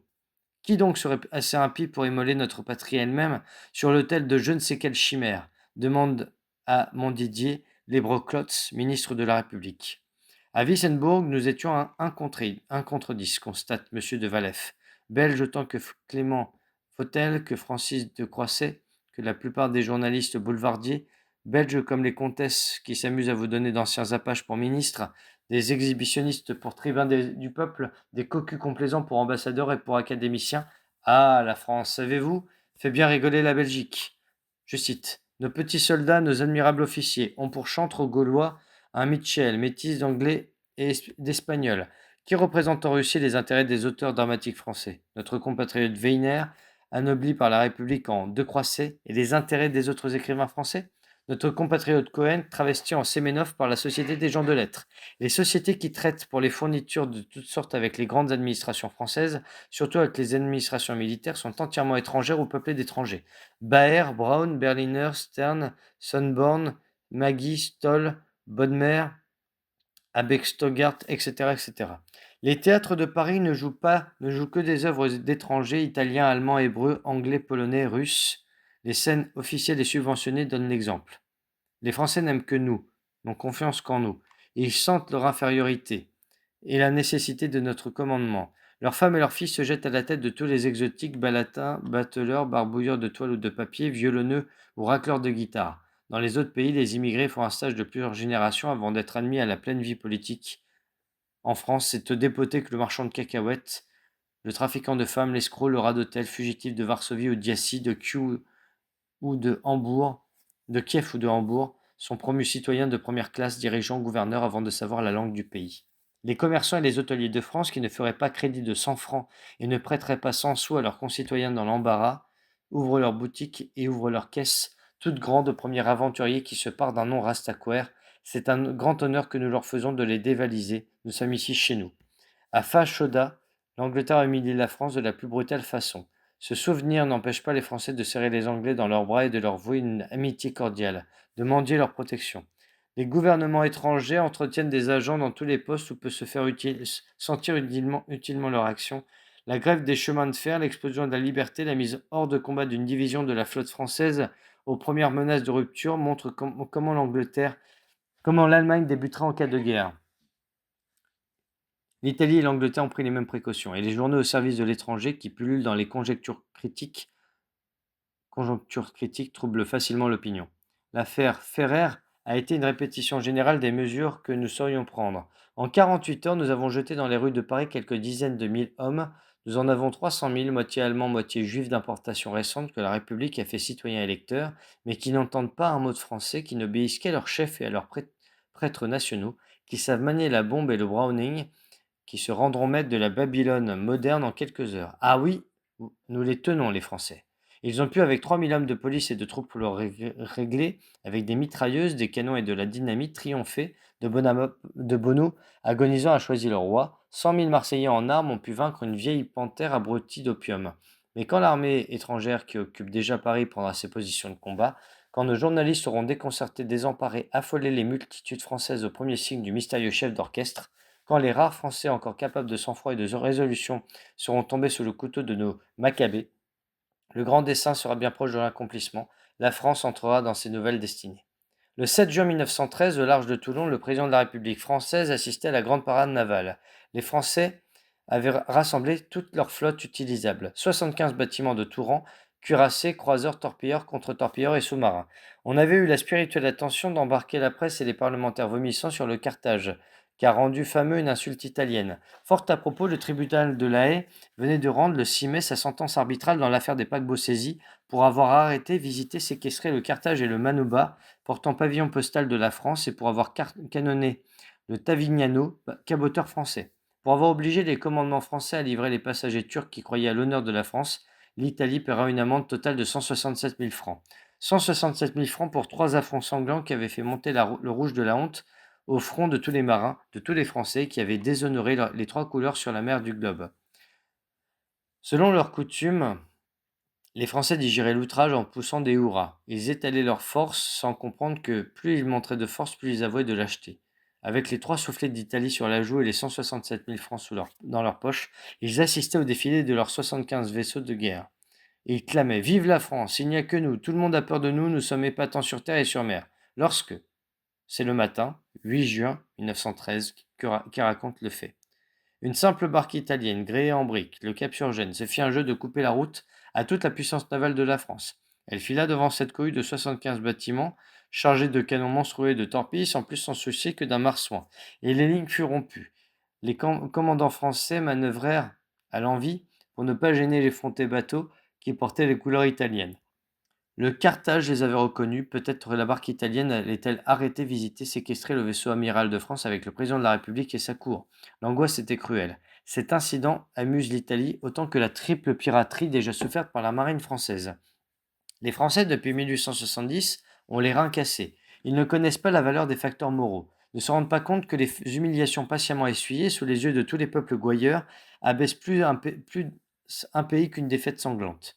Le même port de Toulon avait vu la panique de l'équipage de la Liberté, 150 hommes fuyant à la nage le bâtiment qu'un peu de discipline aurait sauvé, puis la panique des régiments coloniaux pendant les obsèques des victimes de l'explosion, des centaines de soldats jetant leurs fusils, quittant leur rang ou leur poste et se sauvant à toutes jambes sans qu'on ait jamais su ce qui les avait soudain épouvantés. Les tartarinades verbales et les coups de grosse caisse ne changent rien aux choses qui sont. Tous les peuples ont des yeux pour voir où en sont les Français. Les Français sont en notre pouvoir quand ils font semblant de vouloir défendre leur pays contre les ambitions de l'Allemagne et qu'ils s'agitent et qu'ils poussent des clameurs et qu'ils lancent des défis. À qui pensent-ils donner le change? Leur ancien pays ne leur appartient plus. Ils n'y sont plus que les bœufs de la bourre, les ilotes, les cerfs. Et c'est à nous de savoir s'il convient d'accueillir ou de repousser les étrangers qui voudraient avec nous une part à la curée de cette riche proie, la France. Traduit du yiddish, octobre 1913. Note du traducteur français. Je cite. Ce que dit le juif Blomken au chapitre 2 de la continuité des trahisons depuis 40 ans n'est que trop exact. L'affaire Dreyfus, pour des raisons multiples, a retenu l'attention, mais la République, depuis le premier jour, n'a été qu'une suite d'affaires Dreyfus. Histoire de la Païva et de Gambetta, histoire de la Kaola et du général de Cissé, affaire Maurice Veil, ancien officier d'ordonnance du généralissime Saucier, comme Joseph Renac a été officier d'ordonnance du général de Galifet. Il y a toujours un espion juif auprès de chaque grand chef militaire, auprès de chaque ministre ou politicien d'importance. Le commandant de réserve Veil avait dû quitter l'armée pour se dérober à un conseil d'enquête sous des accusations répétées d'espionnage. Il garda cependant ses entrées au ministère de la Guerre. Il continua d'y surprendre les secrets et d'y voler les documents. Monsieur de Freycinet lui-même, le Freycinet de Cornelius Herse, fut obligé d'interdire l'accès au ministère à ce juif officier supérieur, espion avéré. Affaire Veil, juif du journal des débats, espion avéré au ministère de la Marine, Monsieur de Mailly, ministre patriote, le fit jeter dehors avec scandale. Alfred Dreyfus, qui s'est reconnu coupable en acceptant la grâce de Loubet et que deux conseils de guerre avaient déclaré traître, a été promu commandant et décoré comme traître de la Légion d'honneur. S'il a fallu condamner Hulmeau pour la forme, la République, lui, assure une exigence d'épicurien avec une charmante villa aux îles du Salut. Le Gil Blas de Saulmersbach en a fourni un témoignage en mai 1910, je cite. Ce n'est pas l'Ulmo mort abattu au regard fuyant de bêtes traquées, voûtées comme ayant sur les épaules tout le poids de son crime, c'est un Ulmo colon ou villégiaturant sur une côte exotique. Chaussé de bottines blanches, longues et fines, élégamment vêtu d'un complet blanc immaculé, il porte sous son casque colonial l'air heureux, presque souriant, d'un malheureux isolé surpris par une visite inattendue. Il paraît engraissé, son regard est franc, amusé. Il prend le plus grand soin de sa santé et passe de longues heures à sa toilette. En mars 1913, le Petit Marseillais a publié plusieurs correspondances de sources différentes qui dépeignaient l'heureuse existence du traître. Il habite une villa charmante dans une oasis de verdure. Il a des chiens, des oiseaux, de la volaille. Il est vêtu et soigné comme un riche touriste à Deauville. Escarpins immaculés, flanelle blanche, chemise de soie rose, canne de bois précieux, bagues et pierreries aux doigts. Il parle d'un ton protecteur aux gardiens et aux forçats qui lui servent de domestiques. Il parle d'un ton insolent au commandant du pénitencier qui vient prendre ses ordres. Il reçoit tous les journaux et tous les livres qu'il veut, toutes les provisions et toutes les friandises qu'il demande. Et tous les commandants de bateaux qui naviguent dans ces parages racontent à leurs passagers comment l'administration pénitentiaire fournit des femmes aux juifs luxurieux, comment elle renouvelle son harem pour lui entretenir l'appétit par la variété. La République est une mère, et mère une maquerelle, et même une maquerelle pour les Juifs quand ils ont trahi la France. Mais les deux premiers cas de trahison juive, ceux de 1870, doivent rester toujours présents à la mémoire des Français. Il faut les rappeler sans cesse parce que les jeunes générations ignorent lamentablement l'histoire de cette tragique époque. On peut dire que le désastre français de 1870-1871 a été causé par deux traditions juives. Après les terribles défaites d'août 1870, rien n'était perdu. L'armée de MacMahon, fuyant devant les vainqueurs et promptement réformée au camp de Châlons, avait une avance suffisante pour s'échapper vers le nord, rejoindre l'armée de Bazaine, écraser avec lui les Allemands qui opéraient devant Metz. Les deux armées françaises réunies et victorieuses auraient eu bon marché de la seconde armée allemande aventurée sur la route de Paris. La guerre si mal commencée pouvait être terminée du coup par une victoire décisive, par une chance inouïe. L'armée allemande qui poursuivait MacMahon depuis Froschwiller avait perdu le contact. Elle ne savait plus dans quelle direction le chercher. Elle allait s'engager à fond vers Paris, tandis que MacMahon descendait la Meuse vers Sedan, grâce aux Juifs du temps. L'état-major allemand connut sa méprise quand il pouvait encore la réparer. L'armée allemande se lança sur les traces de MacMahon et la France fut condamnée. Dans la deuxième partie de la guerre, quelques chances nous restaient, tandis que Bazaine retint devant Metz les forces qu'il assiégeait, l'armée de la Loire, put espérer qu'elle vaincrait et qu'elle débloquerait Paris. Dans la capitale affamée, combien de fois n'avons pas cru à la délivrance? Quand le canon tonnait au sud, combien de fois n'avons pas imaginé que c'était le canon de Chanzy et d'Aurelle de Paladine? Mais à Tours, la délégation de la défense nationale était présidée par le juif Crémieux, qui avait vu tout de suite dans la débâcle française l'occasion de livrer l'Algérie à ses compatriotes. Et le juif Crémieux, malade gâteux, était entouré de femmes juives qui ne le quittaient pas même dans les réunions les plus graves et les plus secrètes. L'état-major allemand connut toujours les décisions de la délégation de Tours avant les généraux français qui devaient les exécuter. Eh bien, qu'y aurait-il de changé demain? Partout où il y avait un juif en 1870, il y en a 20 maintenant. Les juifs avaient pour trahir le temps. Ils ont aujourd'hui les 9 dixièmes de la presse parisienne. Joseph Reynac, à lui seul, Joseph Reynac, vice-président de la commission de l'armée et chef de l'espionnage allemand en France, tient le temps, le matin, le Figaro. Au mois d'août, la presse sensationnelle s'emballe sur une fausse histoire de trahison qui se serait passée à Versailles au 11e d'artillerie, colonel Meyer. Quelle ineptie de supposer que l'Allemagne aurait besoin, pour pénétrer nos secrets militaires, de corrompre un sous-officier dans un régiment commandé par un juif. Le colonel en sait plus long que le maréchal des logis. En 1870, la tribu Crémieux opérait à la délégation de Tours.